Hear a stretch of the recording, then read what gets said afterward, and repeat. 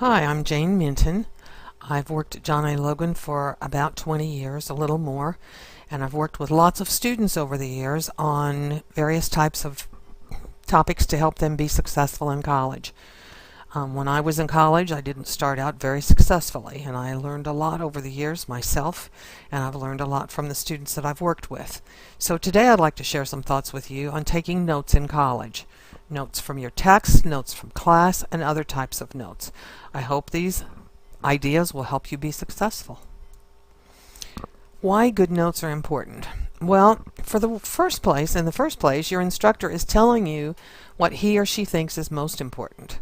He or she has probably looked at the text, probably picked out the things that things need explaining or are the most important issues, and that's what he or she is presenting to you. Many instructors also give points for class participation. If you've taken good notes and reviewed them, and these would probably be notes from your textbook, you'll be able to contribute to the discussion. Additionally, most instructors give hints or tell you directly in their lectures as to what might be on an upcoming test. If you've developed a system to mark these comments, you'll have an idea of what you need to know for the test as soon as the teacher says it.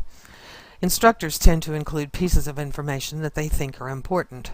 This information may come from their own training, their own interests in research, the news, etc. They may include questions over this information on the test. But you won't be able to find this information in the textbook, so good notes would be the only way you could prepare. Many teachers also give examples that you understand well in class, and then on the test they ask for examples, but if you didn't write it down, you might not be able to recall it. Taking notes on your assigned readings in the textbook will also help you organize the information you need for upcoming tests. Let's talk about taking notes using your textbook. One of the major things we need to learn in college is how to use a textbook. There are some problems involved with this. When we're children, we're taught to respect books by keeping them clean and making no marks in this. Most of the time, this is because the books usually are not ours. They belong to the elementary or high school where we attend, or to a library. And they need to be kept in as perfect a condition as possible so they'll have a long life and be used by many others, so that the facility doesn't have to keep buying new books every single year. Another fact is that most of the time we purchase our college textbooks ourselves. They belong to us, so we really can use them as we wish. Another problem is that you may think you're going to sell the book back at the end of the semester, and therefore you should make no marks in it. The truth is, no matter how few marks are made in it, it's still going to be sold back as a used book. So my suggestion is to use it. Another problem is that many of us think we need to buy new books. Well, used books are just fine in most cases, perhaps even better than new ones. The information doesn't change as long as it's the same edition, and you're not likely to buy the wrong edition at the bookstore where you buy your book. You might buy the wrong edition online, but maybe you could pay attention to that so you don't. When I was in college, I showed up late for college one year and went to the bookstore and looked for a book for my fine arts class, and all they had was a ratty book with no covers. And I wasn't very happy about that, but it didn't take too long before I realized that many other students had used that book, and they had marked the important things in it. So that's when I learned how to use textbooks. In fact, it is a good thing to write in your college textbooks unless you rent them. So let's take a look at some of the things you can do with your text. Here are some things you can do with your textbook before going to class, other than reading it like a very boring novel or just toting it around unread. First, check out the table of contents. Then you can outline the chapter using the table of contents as a guide. You can read and highlight the terms. You can figure out the purpose of each section of the chapter. You can look at the chapter objectives, which are usually at the beginning, and you can read the chapter. Now what you'll notice is that I did not say that you could sit down to do your homework, sit down to read the chapter and start with the first word and go straight through to the last word. That's really hard to do. Very hard to keep one's attention when doing that. So rather than do such a big job that really isn't a whole lot of fun, I like to break it into parts and suggest that you do small parts and then put the whole thing together. Let's see how this works. You can make 3 passes through the chapter. You'll be getting information of what will be discussed by your instructor in your next class.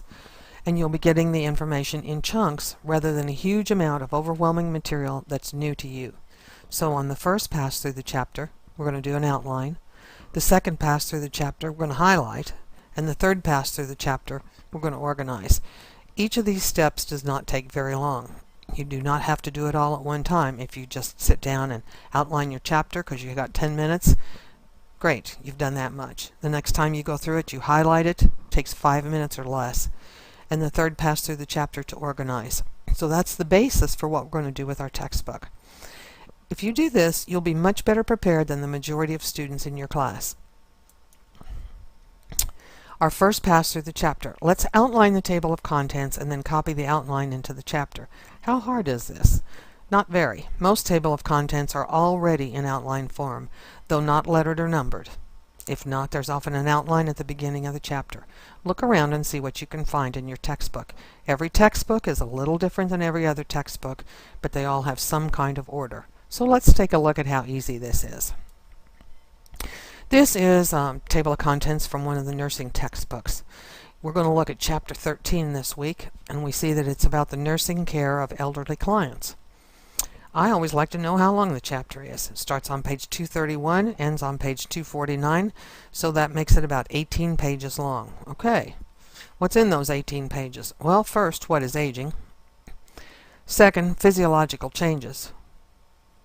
Third, cognitive and psychological changes in the older client, and that goes from page 244 to 249.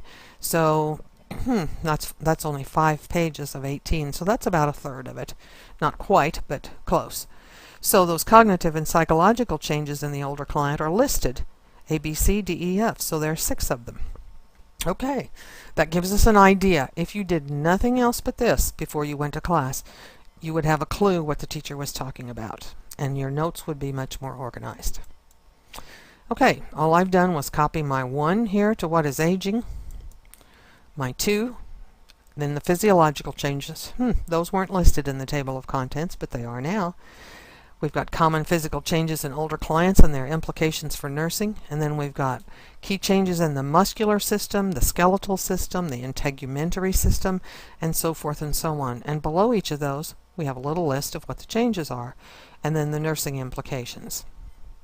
I'm not reading all this, I'm just simply finding out what's in here. Taking a look. This is a marketing textbook. I've done exactly the same thing. I've made an outline out of the table of contents. A little harder to read, but still not so bad. Then I've copied that outline into the marketing textbook.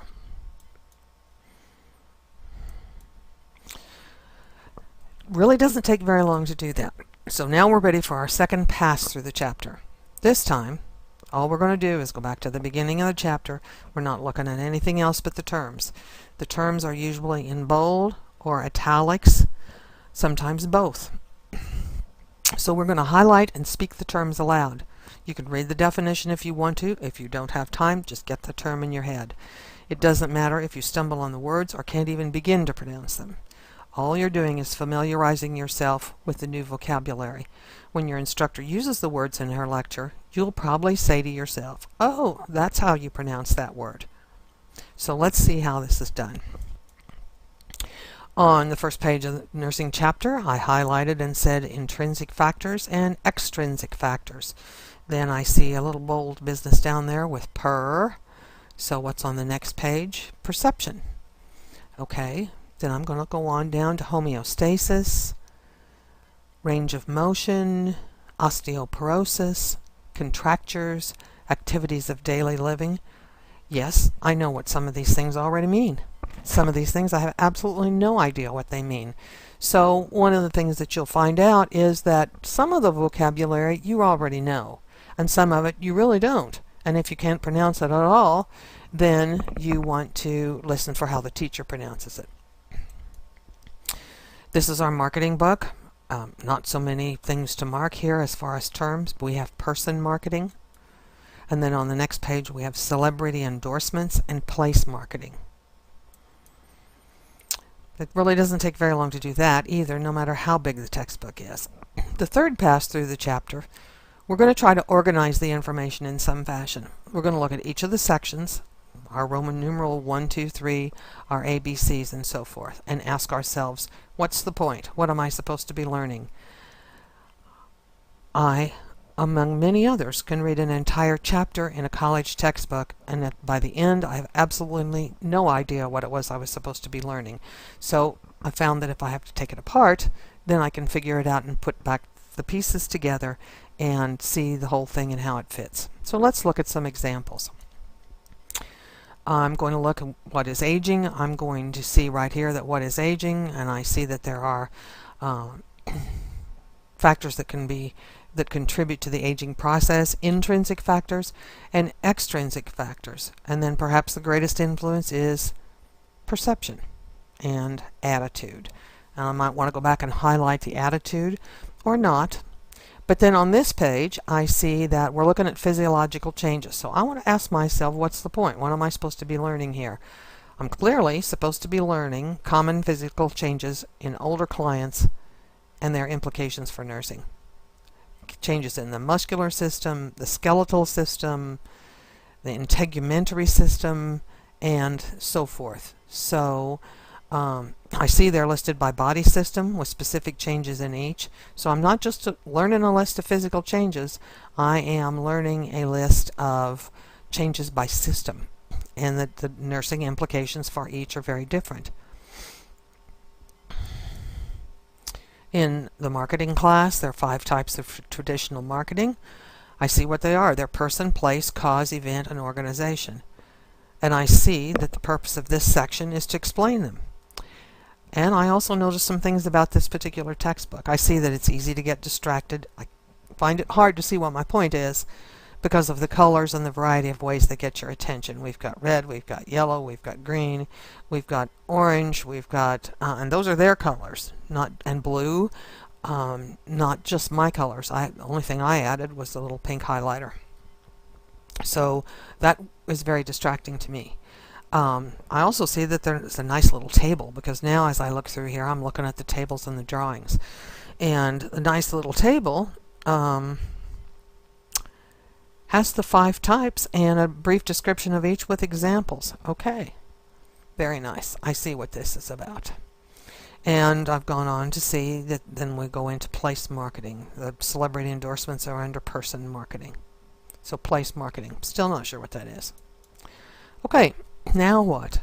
I suggest reading the chapter as a whole so that everything falls into place, either by skimming it or reading word for word, whatever works for you, whatever you have time for.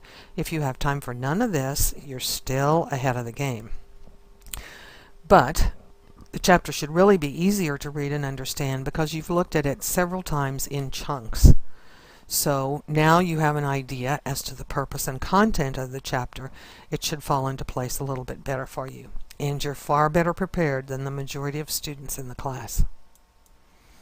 Now take note. What we're going to do is we're going to make a list of things you don't understand.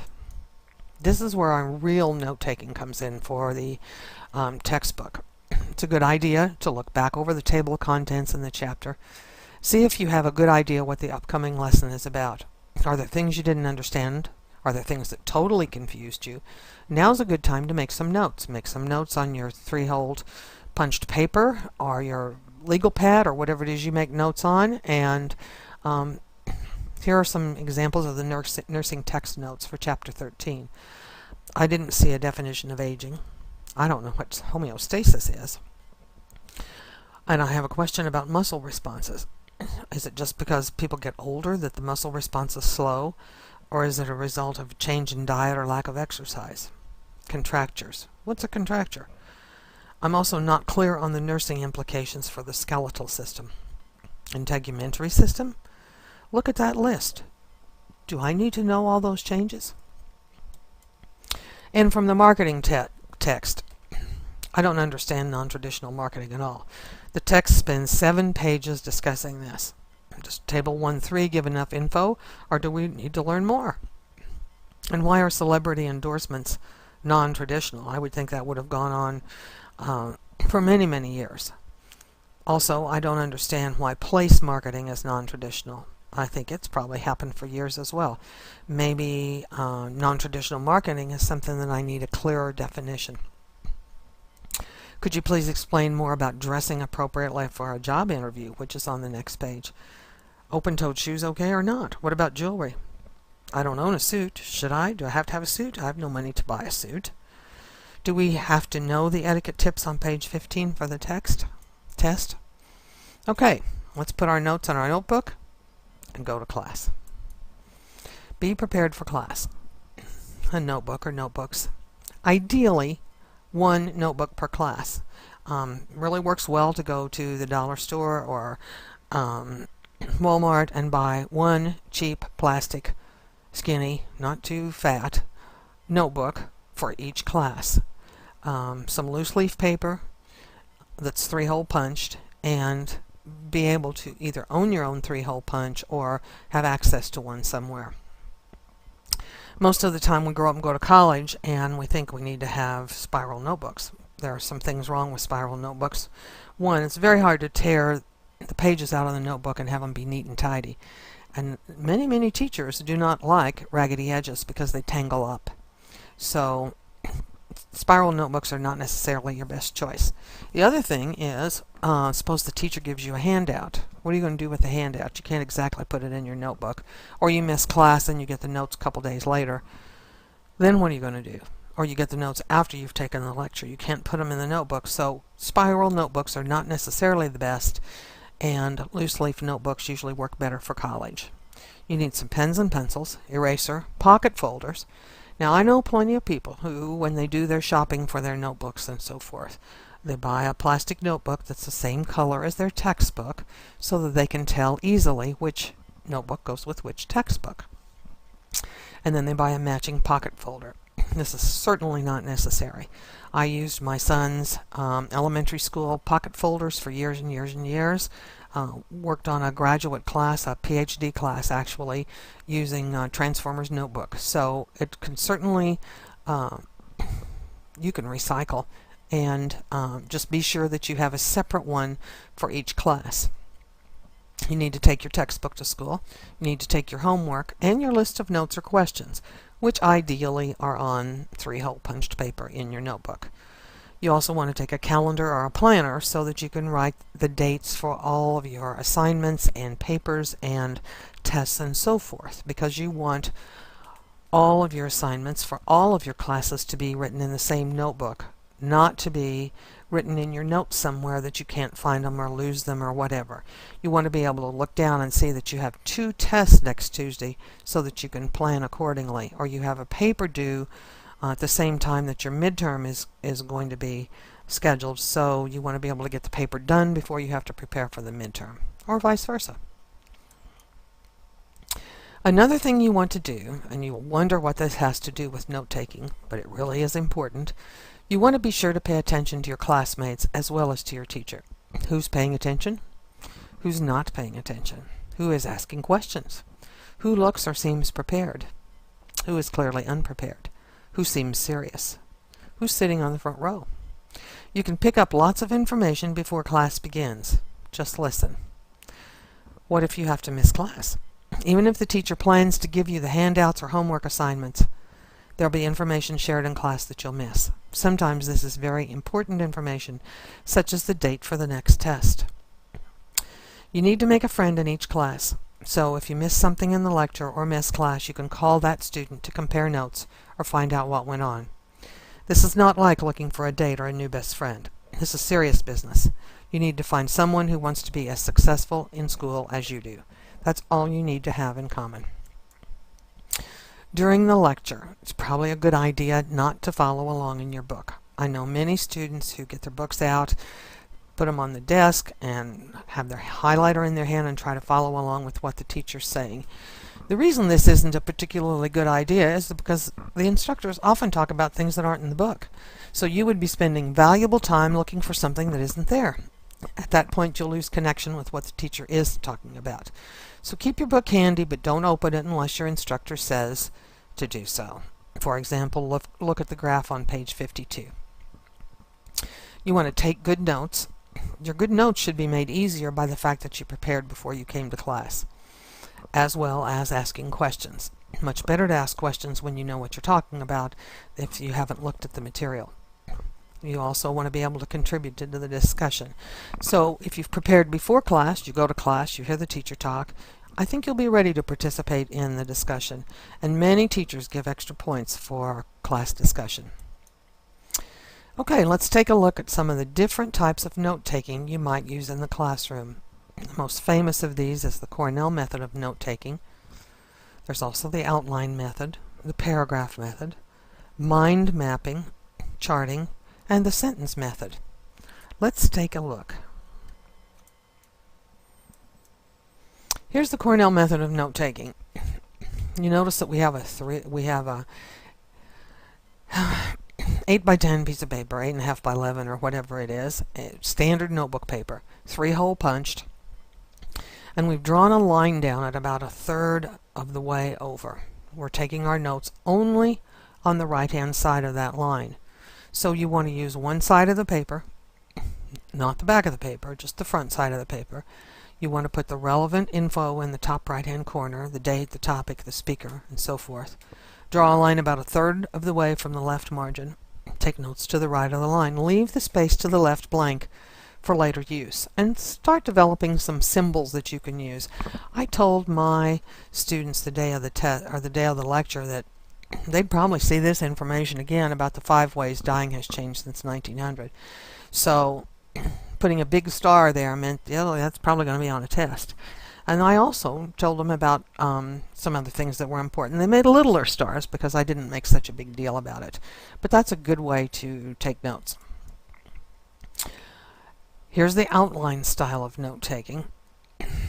And the characteristics are to put the major topics to the left. You don't have to add Roman numerals or ABC or whatever, but you can if you want to. And indent slightly for subtopics or less. The advantage to outlining is that there are fewer words. Most students begin by writing way too many words as they're taking notes, and it's more orderly than some methods and clearer. The major disadvantage is that it takes some time and thought to organize. It's easier if you've prepared beforehand, but not so easy if you're walking in cold. Then we have the paragraph style of note-taking. Notes are written in paragraph form. The major advantage to this is that we already know how to write paragraphs. Most of us are familiar with the structure of paragraphs, and there's really nothing new to learn about that. But there are some major disadvantages. People tend to write sentences. They tend to write too many words, and it's often difficult to go back to look at it to pull out what the details are. If this were done in outline style and then we had some like the goals of psychology and then a list, it's a lot clearer. So this is not necessarily the best way to do things. This is mind mapping. Now, this would be extremely difficult for me if I were in the classroom and hadn't done anything beforehand. But all mind mapping is pretty much subdividing things into parts, looking at the whole and seeing what the parts are, using boxes, charts, and so forth to make order of notes as the notes are being recorded. There are some advantages. It's creative. It could be colorful. Very orderly. It's great for tactile and visual learners, which we'll talk about a little bit later. But there are some disadvantages. It's nearly impossible if the note-taker has not prepared before class. And it's often difficult if the instructor speaks rapidly or is disorganized. But I think it's kind of fun to do some creative things like this. Takes the dullness out if you're having a lecture that's less exciting than another. This is a sentence style. This is probably the worst of all types of note-taking, but some people do this. Simply numbering and writing a new sentence for each new fact. That would be very, very difficult to make orderly. There are advantages because there are separate pieces of information, but definite disadvantages. Another is the disadvantage of separate pieces of information because I can't tell what necessarily goes together. And it's hard to find related chunks of information. It's hard to tell the major from the minor points. Everything looks pretty equal. So this would be the least desirable of the note-taking styles. The charting method, this is pretty cool. You kind of have to set it up in advance. If you know what it is, the teacher says, oh, today we're going to discuss all the people who were important in psychology. Great. You can put the date, you can put the person, and you can put the event, why they were important. And if you can't figure that out, you can always raise your hand and say, please, could you please tell me what it was that made Mr. Titchener famous in psychology? Or what was the date that he brought psychology to the United States? I didn't see that in the textbook. And it's filled in as the lecture progresses. It's particularly useful for history classes, philosophy classes, and sometimes the social sciences. But not so good if the instructor skips around. So if he's giving you reasons for the Civil War, maybe that would be an overall topic, and then reasons for the Civil War, early, middle, and late, and you could make your lists. So, or why be consistent? Why not do the charting method at one point in time, and then the outline method, and perhaps the mind mapping method all in the same notes? I think that would be perfectly fine. You can do your notes any way you want to do them. A couple things you need to be careful about. One of the things you need to be careful about is PowerPoint handouts, and any other handout for that matter. PowerPoint handouts especially tend to be the instructor's outline of what he or she intends to say in class, and there's usually very little detail.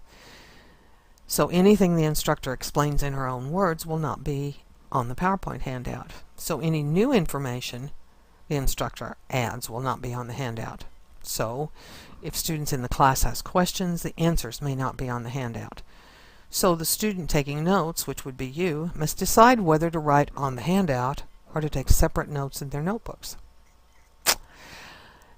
Many students don't do either. They just look at the PowerPoint and say, oh boy, this is already done for me, but it really is not. So it can be a trick. What happens then to any kind of handout that you receive in class, PowerPoint or otherwise? What do you do with it after class? Is it kept separately from the rest of the notes? Is it in a folder? Is it stuffed in the backpack?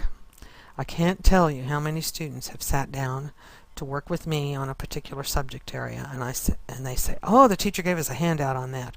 And I say, okay, can you produce that? And they open their backpack and start rooting through wads of paper to try to find the handout. And then sometimes they can find it and sometimes they can't. But one good reason for having a loose leaf notebook is that handouts can be 3-hole punched and put in the notebook with the rest of the notes where they belong over that topic. That way one doesn't look over the notes and forget that there was a handout.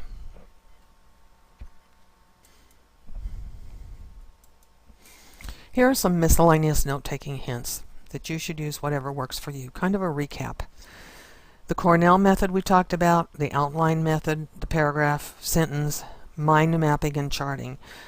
You could use the Cornell method of note-taking and use any of the following types and styles of note-taking. You can use your own style, or you can mix and match. You can use your own symbols and codes. If you hit something that you don't know, or somebody coughs, or you miss something, just keep going. Don't get all flustered. Just draw a line and know that you've missed something and keep going.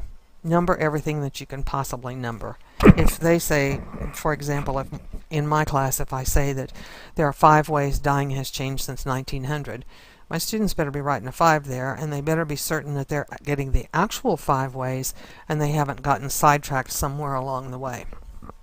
Don't worry about complete sentences. Does not matter. Spelling may or may not matter. If you are in a hurry, write down the best you can and then mark it in some way and go look it up later to make sure that you've got the right word and spelled it the right way. And by all means, do not hesitate to raise your hand and ask something to be repeated if you miss something.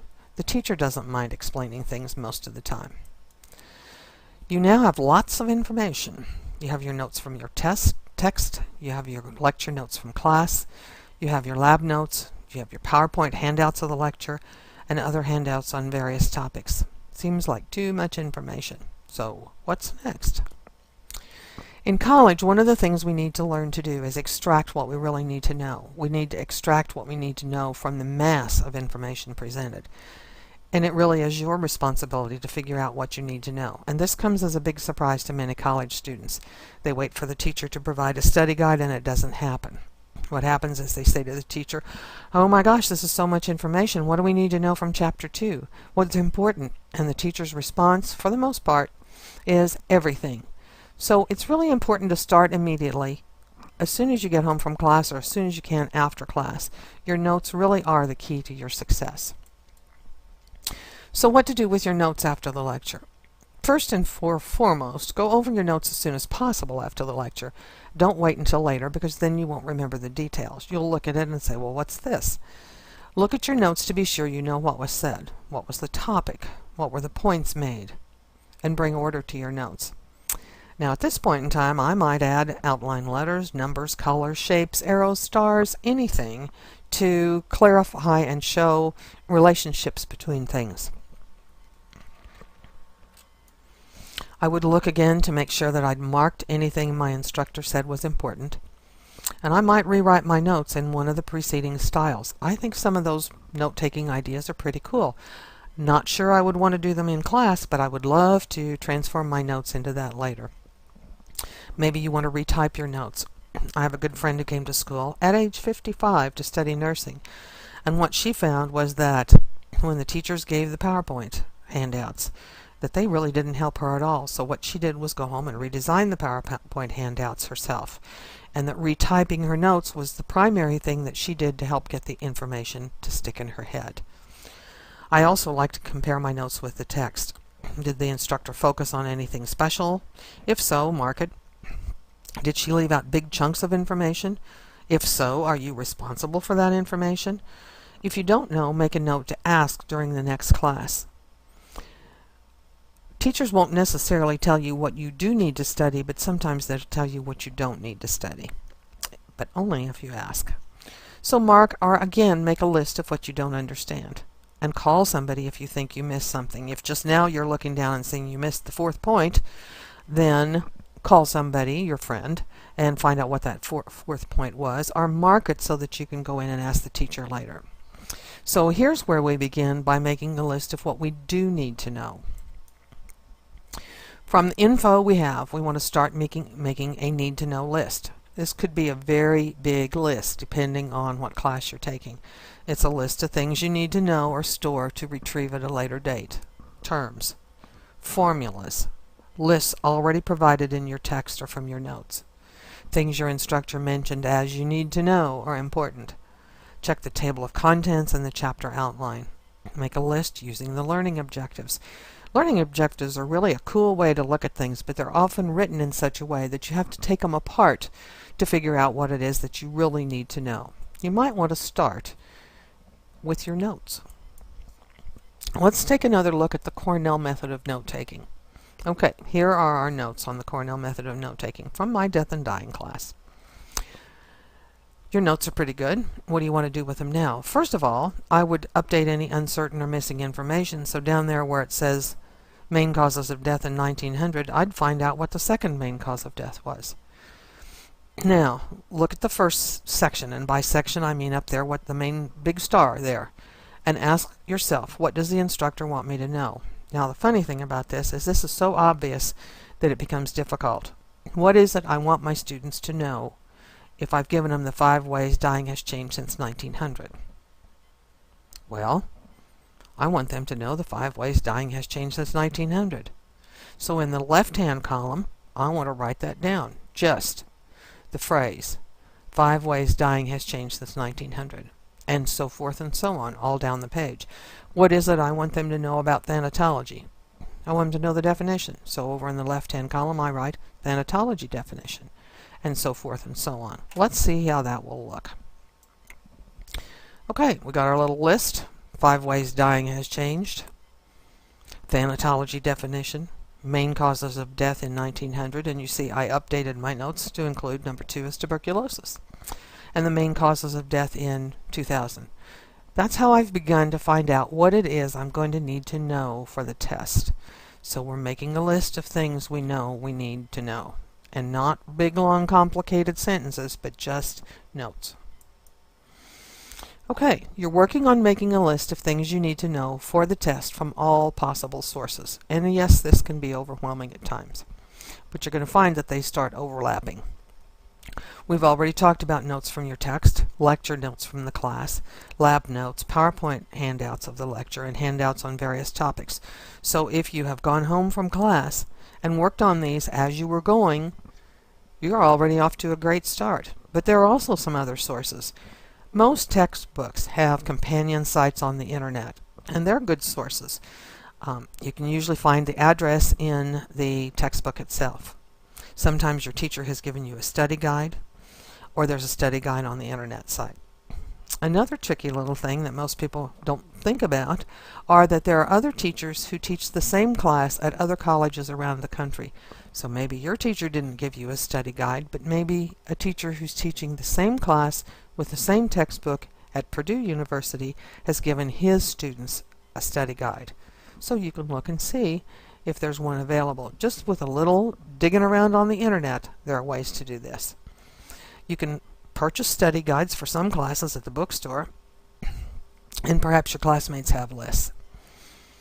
This is a good time perhaps that you might want to think about having a study group so that you have your list for Chapter 1 and your friend has a list for Chapter 2 and so forth. Once you've figured out what you need to know, then you need to be able to put it in your head and make it stick so you can get it back out when you need it. Studying is really storing the information and practicing retrieval. You have to make an effort to do this, to consciously store the things you need to know. Now, most students will tell me, but I went over my notes, but I read the chapter 14 times. Going over your notes will not do it. Reading the text a dozen times will not do it. You're merely taking the information in over and over. That does not make it stick. Instead, what you want to do is focus on your need-to-know list, which you have through which you have extracted what you need to know from the mass of information, and then you want to practice retrieval. How do we practice retrieval? The best way to practice retrieval is to make use of a variety of ways of learning in order to make the information stick in such a way that we can get it back quickly when we need it. If reading the material over and over does not work, what does? Let's talk briefly about learning styles. Very briefly. Audio learners are people who prefer hearing. Visual learners are people who prefer visual things. This could be not just reading, maybe not even reading. It could be charts, it could be pictures, etc., etc. The tactile learner prefers touch and movement. The multimodal learner likes more than one thing going on at the same time. Maybe he wants to see it and hear it. One of the reasons that I have students, when they're outlining the table of contents, I want them to see it. I want them to speak it out loud so that they're hearing it. I want them to be doing the outline with their hands so that they have the tactile thing going on, so that no matter what kind of learner they are, they're going to profit from that. Howard Gardner's 8 intelligences. Again, I'll just hit this very, very briefly. Howard Gardner believes that there are things that we're good at, and I agree with him thoroughly. Some of us have a bodily or kinesthetic sense that's better than perhaps our logical or mathematical sense. The first thing people do sometimes is jump right in and say, oh great, ball players. They're really good at that kind of thing. Well, it's not just ball players who are good at that kind of thing. There are other kinds of bodily or kinesthetic things that go on too. Dancers. I do yoga, so I'm pretty in tune with my body in many ways, but I couldn't make a basket if my life depended on it. So let's not limit this just to sports. Intrapersonal and interpersonal, how well you get along with yourself, how well you get along with others.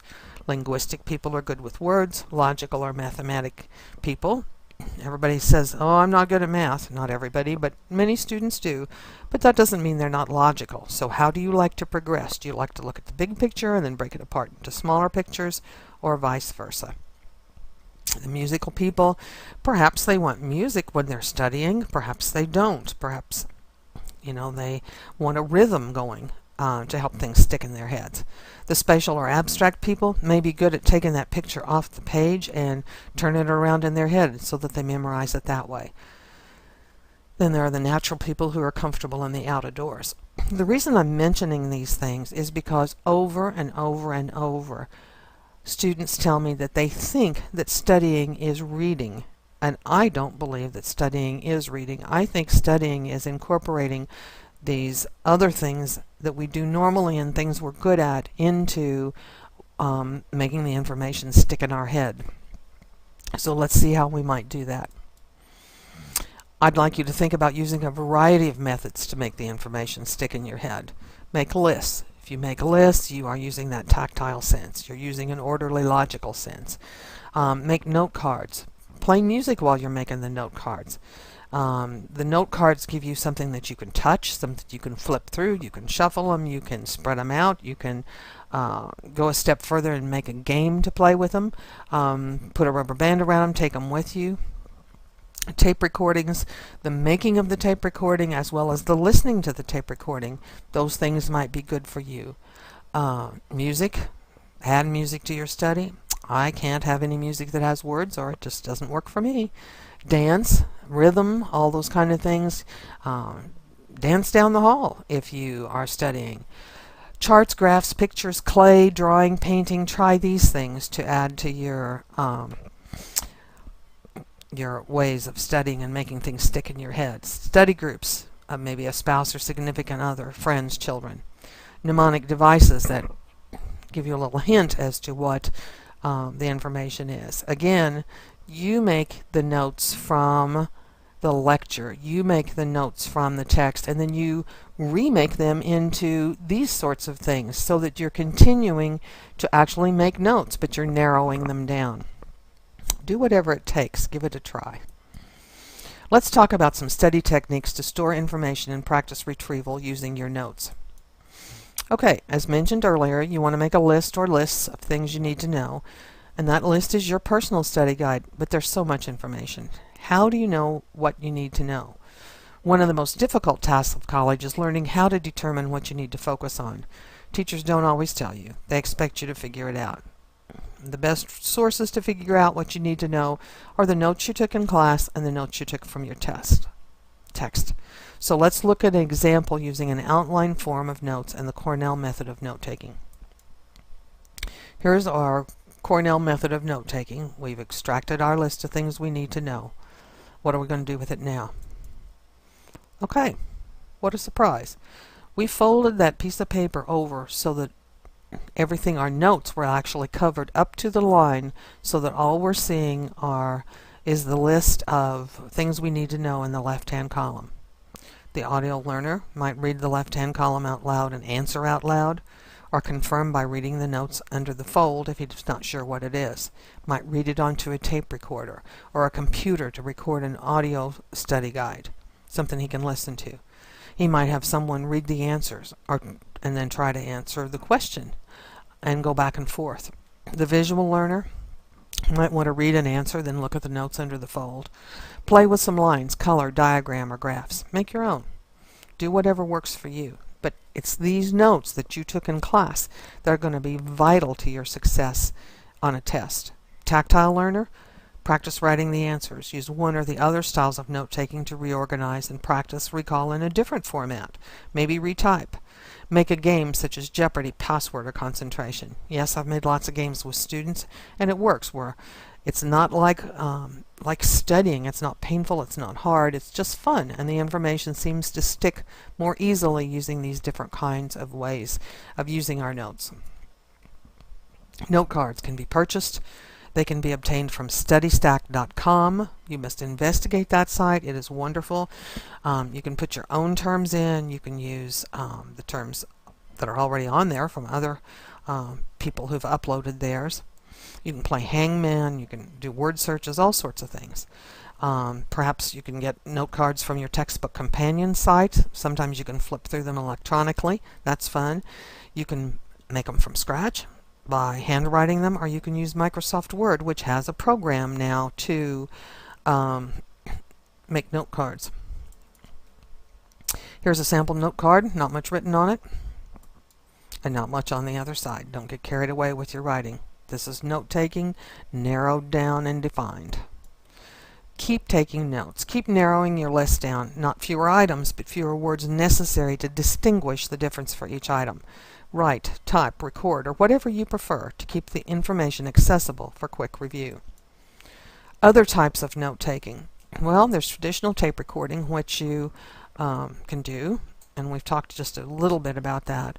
There are also computer programs that are designed for note-taking using a laptop or tablet PC. As I was preparing this workshop, I was very surprised and pleased to find all sorts of things on the internet about electronic notes. One of the sources that has a very long list of electronic note sources is the Center for Learning and Performance Technologies. It's in Great Britain, but it has a very long list of electronic note tools, and most of them are free. One of the things that I found there was Evernote, which is a free online method of synchronizing your notes online from your phone or from your computer or really wherever you are. You can take a picture of your notes and upload it to Evernote.